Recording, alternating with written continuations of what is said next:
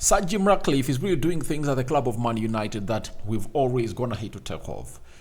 I've always insinuated that maybe he has been watching our fan channels of different United fans, and he has gonna hate obviously read out what we've obviously gonna hate obviously call out to see to it that United becomes a better team. Eric Ten Hag has come out and found himself in a position of admitting about the bad display at at Chelsea, and how went ahead to lose 2 games in the dying minutes of the game. And with Aston Villa dropping 3 points today, if we added those 5 now, would have gone ahead to be having close to 53 points, and that means we'll be just 6 behind Aston Villa with a game in hand. Aston Villa is really dropping points like no other, and you don't know what Spurs are going to really bring tomorrow. So smash the like button, comment and share. If you're watching us for the very first time, endeavor to subscribe to this channel so as not to miss out on stories that we do upload in here on a daily. Rokan David is my name, and hope you guys are really having fun in here. So the Muslims, Ramadan Kareem, you are just days away from really clinching the holy month of Ramadan, and Eid is going to be celebrated next week. Not so? So the Christians, we thank God for the gift of life. Let's continue to subscribe to this channel to see it that we hit 17,100 subscribers. Now let's start it off with Evan Ferguson. We were told by Jacob's Ben that Man United have identified Evan Ferguson as a possible option for the summer transfer window. However, his price could be a stumbling block. Now, talking of his price, we've always been told that he might be a £100 million player, something I don't think he is, because this season, Evan Ferguson has gone ahead to really get what we call a huge drop-off. If you were to look at his delivery, Evan Ferguson, at the side of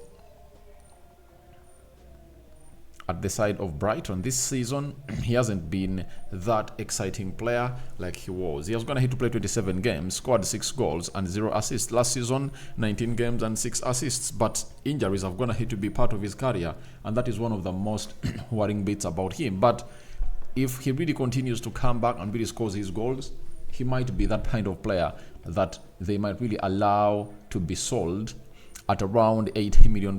And for the yardstick that Man United are going to head to say it, bringing in Rasmus Højlund for £72 million, a player who was not proven anywhere, but we really bought him because of our expectations and how good we thought he could turn out.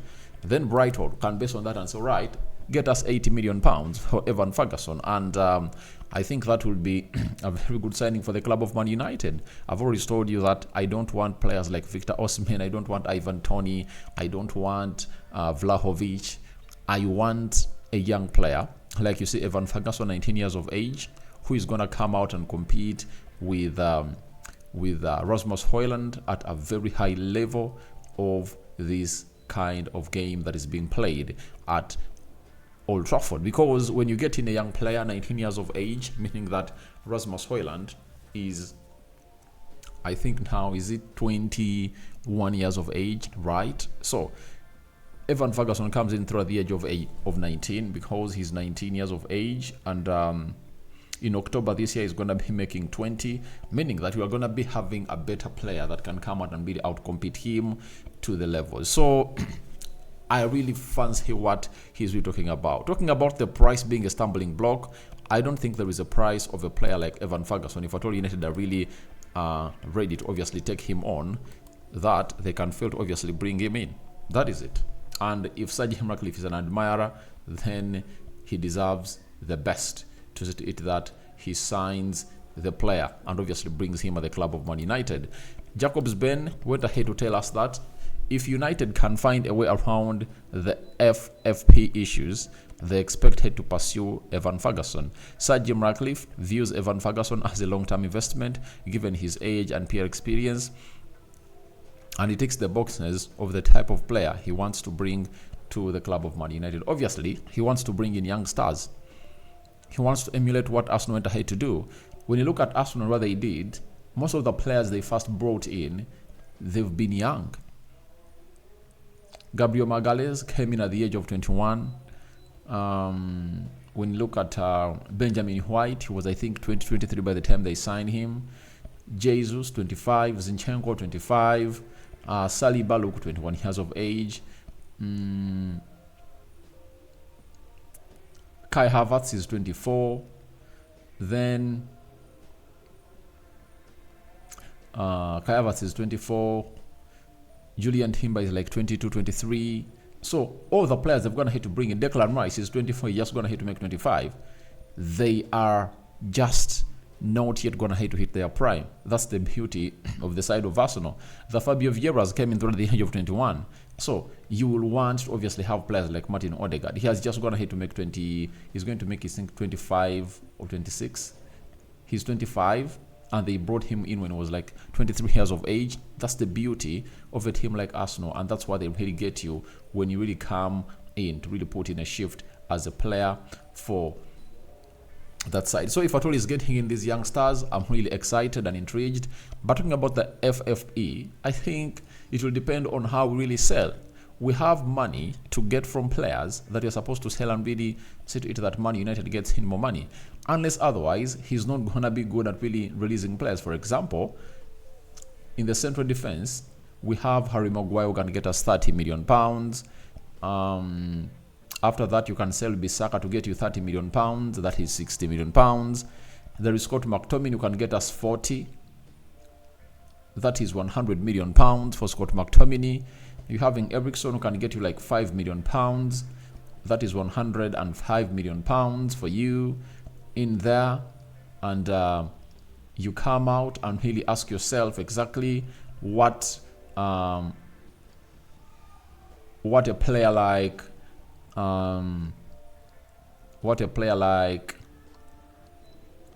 Sancho's amount is. I think for Sancho, we can get in as much as £50 million. That is 155. Donny van de Beek like £10 million, 165. There are players like Mason Greenwood, money to wants close to £40 million. So out of the sales that we can make, we can get in like £200 million. Now, where is the FFP gonna really affect this transfer? You know, I don't find it viable to come out and say that the FFP is gonna be the reason as to why. Manchester United is not gonna really find itself in a better position to really get us to where we deserve to be. So for me, I'm really excited. I know money is gonna be there because even if the FFP is really out, you really understand that Man United is gonna come up and put in a very good shift, you know, when it comes to obviously offloading players, first and foremost, and secondly, there's gonna be a budget of close to £150 million. So it's gonna be determined on how many we sell and on what price we sell. How is the clear out gonna be made by the club of Man United? If we do a very perfect clear out, obviously we will epitomize this and will come out as the number one winners. But if we don't do exactly the better clear out like the Glazers have gonna hate to do, then we won't really get to the best. And this is where I'm going to test the efficiency of the Glazers, of Sir Jim Ratcliffe and Ineos. The clear outs have to be made. And in the due course, they have to find themselves in a better position to really get themselves going and running. So for me, I'm really excited about this deal for the club of Man United to get in Evan Ferguson and looking at him. Though, if you have to look at the price of other players that I believe are better than Evan Ferguson, I sometimes think we would go in for Benjamin Šeško. And the problem we are having at Man United is that they very much want to recruit players from the Premier League. And when you look at the players that Ten Hag is going to bring in, that are going to obviously to shine, have not come in the Premier League. Lisandro Martinez, not in the Premier League. Look at Malacia, not in the Premier League. Casemiro, not in the Premier League. Rasmus Højlund, not in the Premier League. Andre Onana, he's not from the Premier League. And Mason Mount, whom we signed from the Premier League, is really struggling to get into the perfect shape for the club of Man United. You're going to hate to see that very, very well. So all we need to do is simple. Let's do what you're supposed to do and really find out the perfect player. But for me, any of the two, Evan Ferguson or Benjamin Šeško, who comes into the club of Man United, I'll be excited. Do you know why I'll be excited? because I know that we'll be having 2 strikers that are going to be here for the next 10 years. That is really very important, that for the next 6, 7, 8, 9 seasons, you won't talk about bringing in another center forward unless there is one who is going to hit to germinate from the academy or mushroom. But if it doesn't happen that way, then there is no reason to obviously do that. So I'm really excited about that, and I'm really in high gear to see to it that we get this player in. Now, Erik ten Hag had something to say about how we've gone ahead to lose out in the last games. We've gone ahead to drop 5 points. He said this week in stoppage time we dropped 5 points, and it's very expensive. Points are getting more expensive as games are running out, and we know that we have to catch up, and we are many points behind. It will be difficult, but he will keep fighting, and I'm sure that you can see our team has character. You saw on Thursday they were resilient, and I'm very sure they will be there on Sunday to be in the fight against Liverpool. So obviously we all have to admit there is something that is not okay with the club of Man United, because you can't tell me that we've always gone ahead to come out and really act like how we are acting, and we've gone ahead to find ourselves not winning those games. Scamming against Brentford because they had the lion's share of everything, that would have been a signal that God has gone ahead to gift us a goal. Why not defend it? But we did defend it. When you look at how we played against Chelsea, we lost our heads in the dying minutes of the game, and that shows you exactly what it means to really have players of elite mentality on how to control the game, and to see to it that your captain tells you, all right, it's 3-2, can we really try not to attack? Let's not go for the game. That is also one of the things that we should be knowing. But he promises us that the character that those players went ahead to exhibit at Stamford Bridge is going to be the same character that these players are going to come out, obviously showcase when you're playing against Liverpool over the weekend. That is tomorrow, and we wait to see. You just look at how Aston Villa has gone ahead to drop points, and I tell you they're going to drop more points because they have gone ahead to really drop points today. And I think they've gone ahead to clinch 60. 2 games in hand. 2 games in hand right now. 2 games in hand that we have. If you beat Liverpool in that game in hand, you reduce it to 6. And Aston Villa still has more other games to lose. But I've always told you the problem of Man United, you cannot come out and really know that they're going to come out and showcase and really live up to the expectation. So Aston Villa is having 60 points and Man United is having 48. If you happen to win our games, I tell you, we can find ourselves really getting this side of Villa off guard. And to my own understanding, I know how good we can really become if at all we start playing seriously. And we should start with the game of Liverpool. If we win it, the better. And we wait for one other big game left between Arsenal, and on how we can really win it upside up. Let's go to the question of Diego Dalot on how he's expected to obviously come up and really live up to the expectation of overcoming the penalty disappointment against Chelsea. Ten Hag said, absolutely. What goes for Diego Dalot goes for everyone. He had a great match, but you are always judged on moments. He had a mistake, but he raised his head again. That's the big question, that can he raise his head again as we take on Liverpool?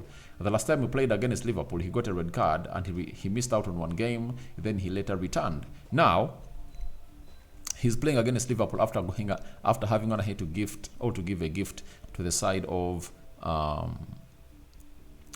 Chelsea. But I know he's that strong enough as a player to really not give up and really keep himself up and running as a player. So guys, your thoughts on Sir Jim Ratcliffe going full pelt for Evan Ferguson are welcome in the comment section below. What do you make about Ten Hag on us losing 5 points in the dying minutes of the previous 2 games? We're going to have to play Brentford versus Chelsea, and promising us that Dalot is going to come back in full swing with his head high to take on the likes of Mohamed Salah and Luis Diaz at Old Trafford tomorrow. May the living to God bless you abundantly. Rock and Heavy remains my name.